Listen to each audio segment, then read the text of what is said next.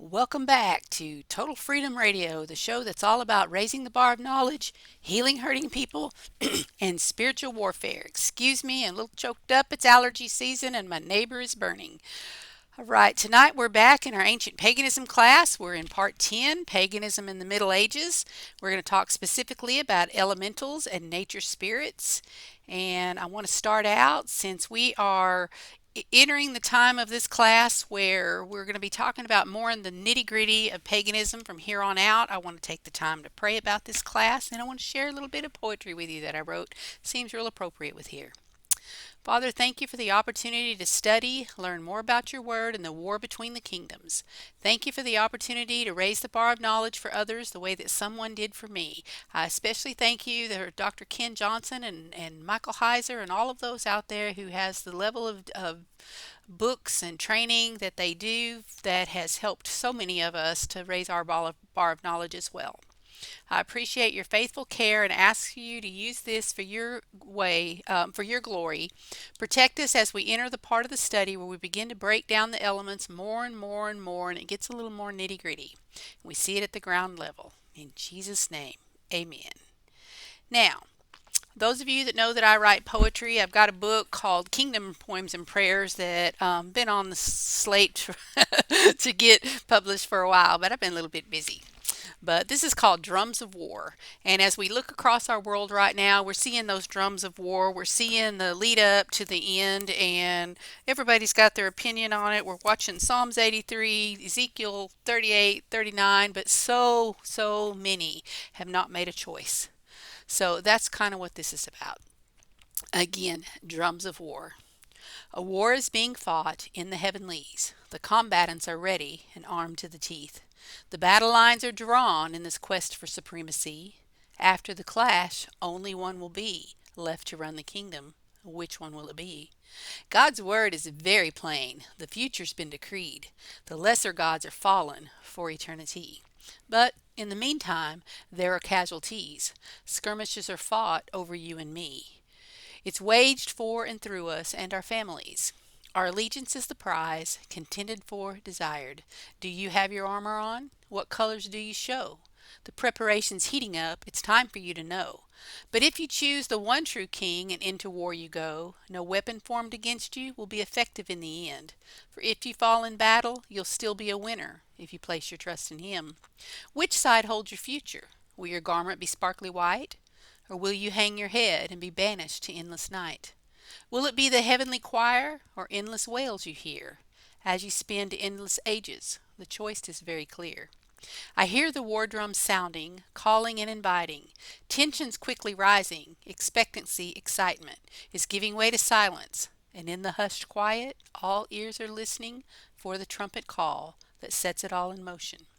The campaign will be finished soon. So where is your devotion? All right, I would like to take this time before we get started into our class and remind you that I've got a book that's about to be published soon. It's been delayed for a simple reason. I've been really busy and really broke.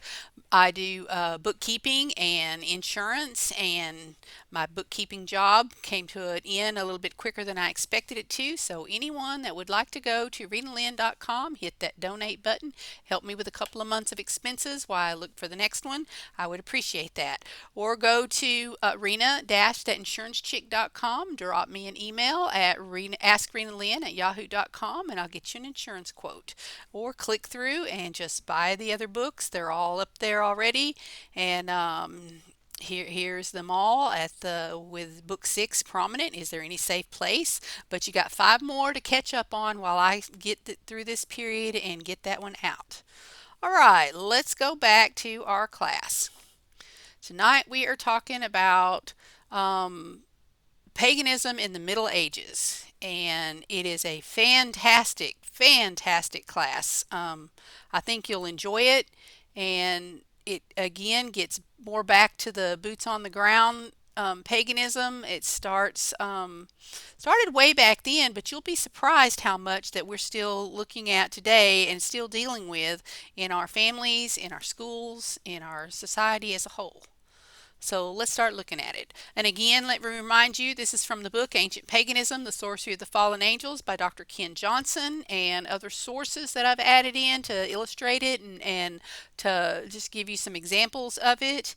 And Dr. Ken Johnson was very gracious in allowing me to use the material in my PowerPoints. He had given me the permission years and years ago, but in this day and age and everything online now, I wanted to get it back in writing again from him, and he graciously did that, and he does have a copy of all of it. So let's move forward. All right. Archaeology, it shows the oldest settlements had religions, and they included the worship of the sun and the moon, and later they added the stars as gods. They included the other planets as well. Sun worship included fire worship and human sacrifice. The counterpoint to this was moon worship. Moon worship included water rites, and the moon controlled the rising and the lowering of the tides. Later, the worship of Mother Earth and Father Sky, which is known as air and wind and the elementals, were added. At this point, we have what becomes the worship of the four elements. See Church Father Hippolytus in Book 4 for a detailed description of these. Now, those of you that are watching it with video, and if you're on revelationradio.net, KRRB radio, after it airs, I usually put it up on YouTube, Brighteon, and Rumble, and this series actually is on there already before it hits the radio, so you'll be able to go. On Brighteon and YouTube, it is Total Freedom. On Rumble, it is Rina Lynn, so you'll find me there. So those of you that are watching this by sight, if you look down on the bottom, you've got four symbols. The quartered circle stands for the earth or the gnomes. The half circle stands for water or undines. Just a plain circle stands for air, and the sylphs are what we would know as fairies. And it's also the symbol of Lucifer, the everlasting. I'm sure you're familiar with the Ouroboros by now. All right, the last one is the symbol of fire, or the salamander. You have a circle with a dot in the middle. And this also stands for several other things, and we'll get to that when we get to that part of the teaching. And just to give you a little visual, if you look at the Vatican from the air, you have that giant obelisk in the middle of the courtyard, and the courtyard is round. This is what you're getting. All right, and other symbols for this. There's four types of nature spirits that lived in the four elements. And the spirits were, again, the earth spirits or gnomes. Now, I want you to think about our world around us right now in America and how often gnomes have come into our existence. They're on commercials, they're in everybody's yards, they're in children's bedrooms, they're in the schools. Why is that? All right, now you've got the water, the undine. These are water spirits. And again, the air spirits are sylphs and the fire spirits are salamanders. Look at this picture of this fire, a salamander spirit, this elemental. It is a speckled lizard within flames. Now think about some of the little restaurants that we go to quite often and how often you'll see that. And you have to ask yourself, why is that? Now, if you don't know what an undine is, these are beautiful female water spirits associated with the element of water. They're known for their enchanting allure and are often described as dangerous yet captivating. Undines are one of the most intriguing spirits in ancient mythology, embodying both the beauty and danger of water. And you can think of a mermaid here. All right, the sylph. It's passed into general language as a term for the minor spirits, the elementals, or even the fairies of the air. So we're all familiar with the fairies and how they've come into our society. Ancestor worship added unique gods and goddesses to each religion. Remember, if you go back to the first part or two, we talked about how they created these unique gods and goddesses and how it went back to their ancestors, and that's why they were all different. Each pagan religion had the worship of the elements as nature spirits. If we trace back the individual name of these spirits from each country, we'll find that each one is a kind of elf or fairy. Now, don't just blow that off, because we have in our society we have accepted elves and fairies as something as wonderful. Now, most of us would not claim, especially as Christians, we would not claim that we would allow nature spirits into our home. After all, it's the opposite of godliness, is it not? But look at these pictures. What about these? We don't think anything about bringing it in. If it comes through cartoons, if it comes through children's movies, if it comes through things that we've always taken for granted. Now, down here on the right, I want you to look at this little, it's a stump that's been made into a fairy house. Now, I just want you to know right off the bat, I'm a very whimsical person and I find this absolutely enchanting. And had I not known what I know, I'd be all for this. In fact, probably less than a half mile from my house a few years ago, one that looked remarkably like this appeared right across the road as I leave my neighborhood. And I thought it was cute. But having been taught the things I've been taught, I wasn't sure. So I like to do what I call science experiments. So in the interest of checking out to see if the what I had been taught was correct or not, I began to pray and rebuke the spirit, if there was one that was installed in this thing. Within a month, all the pain had faded, all the greenery had died out, and it looked very abandoned. And I found that very intriguing. Do I know if a spirit was left from it? No. But I'll tell you, I found it intriguing. About a year ago, someone went in and redid it all, and it was just as pretty as it was to begin with. I began to do the prayer thing again, and I'm telling you, within a week or two, it literally looked like it had been there for 50 years. So do your own science experiments as you go through your neighborhood and just see what God has in store for us. Now, let's look at this next one. These things are all over the world. In Scotland, they're called brownies or bogles. In England, they're fairies, bogart, selkies, shades, or pixies. In Norway and Denmark, they're called dwarves, elves, rays, and hobs. Now, doesn't that make you think of J.R.R. Tolkien? The hobbits and the dwarves and elves and rays. What about China? Hugh Hussein. In Japan, they're called the kappas or the tingus. In Laos or Cambodia, they're called the naga. Now, if you don't know what a naga is, I want you to picture a snake with an arms and torso and head of a human. And you know, after I learned this, I was watching Aladdin once with my children, and it happened to hit me. I wonder if that is actually based on a naga. Who knows? In Poland, we have the domovi, the household spirits, or the teraphim, which we've already learned about. In Germany, they're called the kobolds or the nixie. In Ireland, we have the leprechaun or the tuatha de danann, the banshees. In Greece or Rome, we have the dryads, the nymphs, the satyrs, the calycanceros.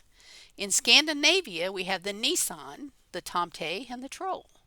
In European countries, we have the gnome, the goblin, the boogeyman, the hobgoblin, the homunculus, the sprite, the fetch, puka spelled two different ways here, the ogre, the gremlin, and the imp.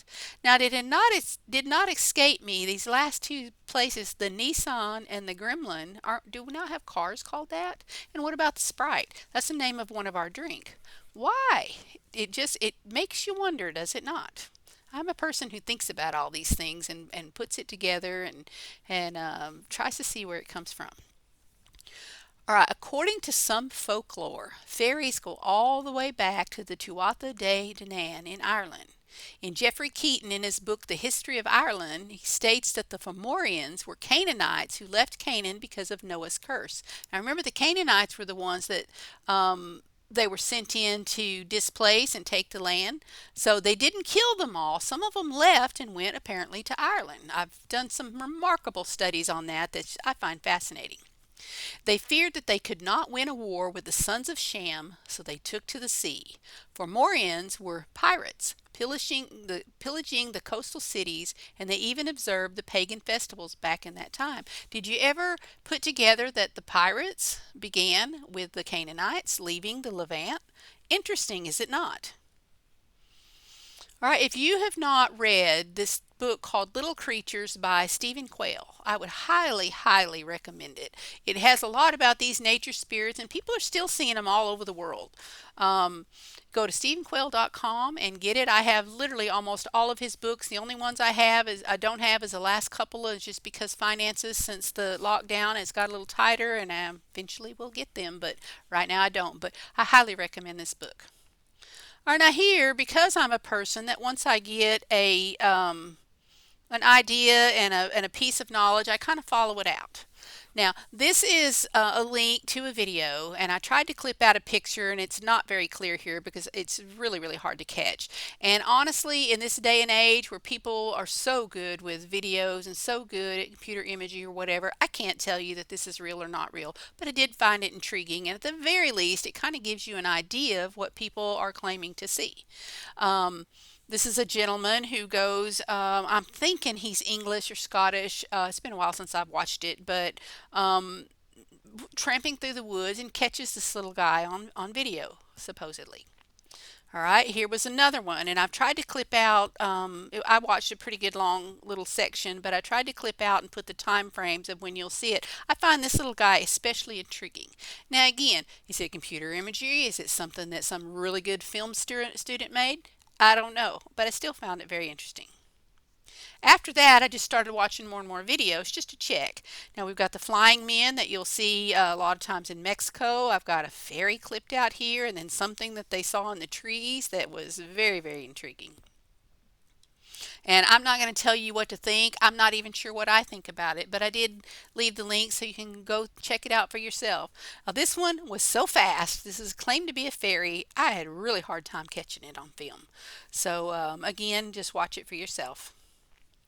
This one I found intriguing. This is something that came up in somebody's carport, and they are saying it's very odd to me. It could be a child with a towel on its head. I don't know, but I still found it interesting.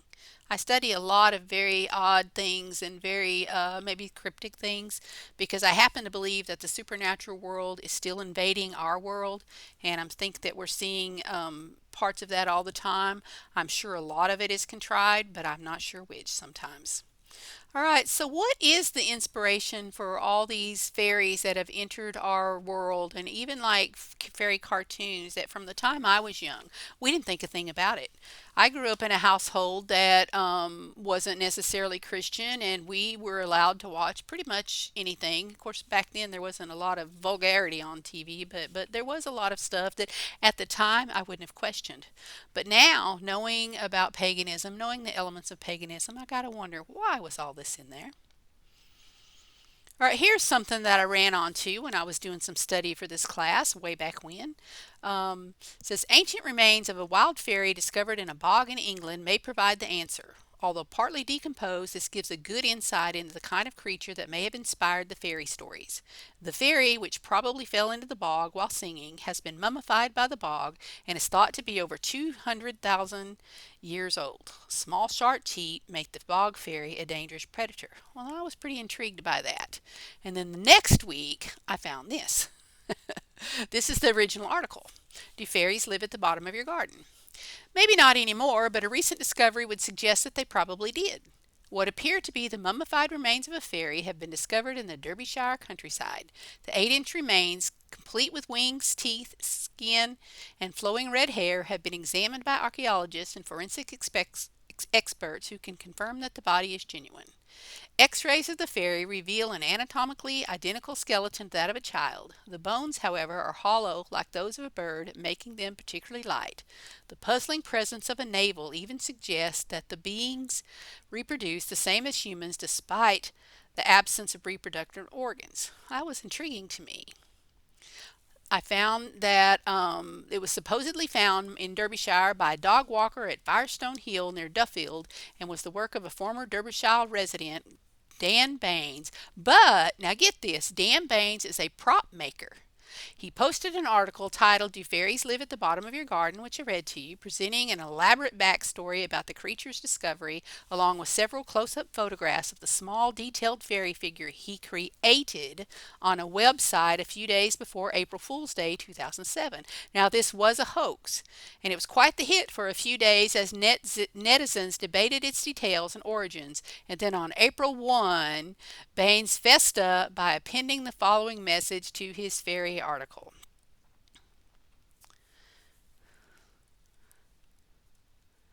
Thank you for the interest you've shown in my story. Even if you believe in fairies, as I personally do, there will always be an element of doubt in your mind that would suggest the remains are a hoax. However, the magic created by the possibility of the fairy being real is something you will remember for the rest of your life. And I'm going to get down a little bit where he says, I believe fairies to be earth spirits rather than physical beings, so my performance was slightly flawed. The question still begs to be answered, though. Are they made of flesh and blood? Now, again, that was a hoax. Um, but you got to wonder. Let me click through a couple more. I think I got a couple of these out of order. Here was a demon fairy given to L.A. Marzulli, and it too was later determined to be a hoax. I was following that very close and was wondering. But you have to wonder, where is this interest coming from, and where is this general shape and form even come to for the cartoons, for the books that we read, for these hoaxes that they're making. I found this and I found this incredibly intriguing. In Takesha Yamadi's collection, he has found photos of an Australian leaf fairy called a Nympha Junkia that was found in Glasgow 1812. There was also a fairy fossil that has been discovered in an Australian cave. This is thought to be a different species of fairy, but of a similar age. Now, fossils are usually created by real things, am I right? So, it's further intrigued. I had a good laugh about the hoaxes, and this kind of put me back on the wondering. So here's the description of it. It says there are numerous important fossil sites in Scotland, such as the Riney chert beds in Aberdeenshire in the north of the country, where teams of paleontologists and biologists have been working for centuries. In 1812, a series of miniature winged humanoid type creatures, commonly referred to in storybooks in the Western world as a fairy, were discovered at a fossil excavation site in Glasgow. These tiny and fragile remains of the new species of creatures were examined by noted biologist Dr. William T. Cottingham at the University of Glasgow. Professor Cottingham publicly announced his finding in detailed analysis to the scientific community in the fall of 1813. By closely examining over 250 specimens collected over 15 months, let me read that again. 250 specimens collected over 15 months. He produced a paper which includes his Latin naming of each of the 12 species of the humanoid creatures and proceeded to sex each one, comparing their relative size and the shapes of the pelvic bones. This well preserved full skeleton of a species of fairy, when alive, would have stood about 9 centimeters tall with a wingspan of about 14 centimeters. That's about 4.5 inches and about 7-inch wings. So, what are these things? It says it had twin pairs of relatively large wings, similar to those of a dragonfly or antlion, to its elegantly slender and lightweight skeletal structure. The teeth analysis revealed this animal is omnivorous, eating small insects in flight as well as water plant and fungi. This specimen is an adult male. Now, I find that rather interesting. One in itself would be interesting, but 250 and over, what was it, 12 species? What is behind this stuff? You've got to be intrigued by this. All right, let's move forth. Again, the one that was sent to L.A. Marzulli that it later turned out to be a hoax. All right, what about this? It's probable in Ireland today. It's probable that in Ireland today's fairies or leprechauns are modern manifestations of the nature spirits from the early Canaanites. I find that very intriguing, which in turn they came from the pre-flood pagan religion. To see just how closely the elves and fairies were connected to the pagan gods, we'll have to go to the chapter on Yule, which we'll probably get to in next time because I'm running out of time here. But I can tell you that is a very fascinating subject that I have been looking at for a while. I want you to look at these pictures, those of you that are watching online and not listening on the radio. Now, these are popular representation of leprechauns that we've all seen and no one thinks about it. Now, maybe when our children are very small, we might hesitate a little bit, the one on the left and the one on the far right. But even the one on the far right comes from a Disney movie that most of our children have watched, and we did. The one in the middle we don't think about anymore. Think about our breakfast cereal, Lucky Charms. See, we're bringing these elements of paganism into our home and we're not even thinking about it whatsoever. It's become such an accepted part of our society that we don't question it. And now, if you bring this teaching in, and believe me, I have done this and I speak from the voice of experience, you bring this into your Sunday school class, you bring this into an after church class such as this, which I have done numerous times, the pushback is amazing. Basically, yeah, we know, we see where you're going with this, but don't bring it up to us and our kids. We got to live in society. We got to live. I'm telling you, folks, go back to the poetry that I read earlier. We are in a kingdom war. Each kingdom has different elements, different traits, different things that belong specifically to that kingdom, and it matters which one you serve. I'm telling you, it matters which one you serve. You have to make a choice. And I'm asking you today, as we go through this teaching and these classes, and you learn more and more, and I break it down more and more for you, I really want you to start questioning your own willingness. I had to quit. When I first ran onto this, it was a lot of changes we had to make in our household because we had it all because we didn't think anything about it. Next week, we'll be talking about ghosts and spirits. We'll be talking about, we'll get into the elements of Halloween, what it actually was, where it came from. We'll talk a little bit about Kabbalah, and we will break it all down. And I'm telling you, we are living on the edge of the end of the Bible coming true. We are watching prophecy fulfilling daily. We're watching asteroids. We're watching earthquakes. We're watching wars and rumors of wars. Go back to the Word. Read what it says that we are to be watching for. Look up, for your redemption draweth nigh, but make very, very, very sure that you have chosen on your own which kingdom you want to be a part of, because not making a choice is making a choice. We're all born into the kingdom of darkness, and we have to choose for that second birth to be born into the kingdom of righteousness, the kingdom of heaven. And I offer you today the opportunity to do that. Just tell Jesus that you understand that you've made the wrong choice, or maybe didn't have a choice up until now, and accept his free gift of salvation, where he died on the cross for us to move us from the kingdom of darkness into the kingdom of heaven. And when we hear that trumpet call, when it sounds, we'll be on the right side, and we will hear that heavenly choir from here on out. Thank you for joining me on Ancient Paganism. Excuse me, on Total Freedom Radio as we study Ancient Paganism. And again, if you would like to support this program and help me through this job shift change, please go to rinalynn.com, hit that donate button. Any amount will help. Unemployment doesn't catch everything, trust me. If you need an insurance quote, I'd much rather earn it. Buy my book series. I think you'll really like it. And book 6 is coming out soon. As soon as I settle down and get through what I need to be doing and get back to taping these programs for you and go back to work. Until then, enjoy total freedom with Jesus Christ. Bye.